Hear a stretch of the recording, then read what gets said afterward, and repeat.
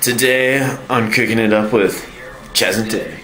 We are making libum, a sacrificial cake offered to the household spirits. The Romans ate it as well. So today, when we're making libum, we're gonna go over the ingredients. You need a half a cup of flour, 1 egg, you need 1 cup of ricotta cheese, you need honey, whoops, for the final, and you need some bay leaves. First, you sift the flour, and then you beat the cheese. Then you add the beaten cheese to the flour mixture.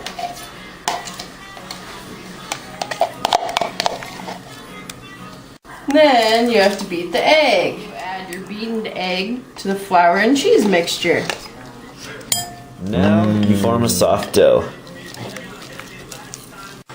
And then you place 4 bay leaves where you're going to put your bread or dough. Then you divide the dough into 4 piles of bread. And then you wash hands.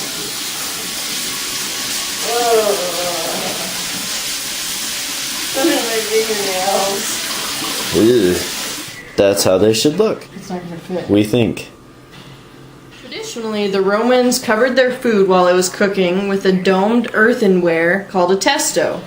We are using an overturned casserole dish. Now we place it in the oven at temperature 425 for 35 to 40 minutes. Now we wait and we do dishes for a half hour to 45 minutes. Yay! How long has it been? 2 minutes.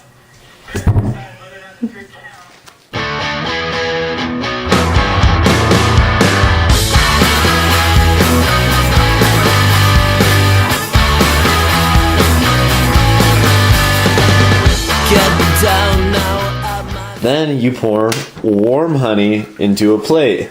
And the way we warmed up our honey is we put the bear in a jacuzzi. Then you place the done bread into the plate of honey.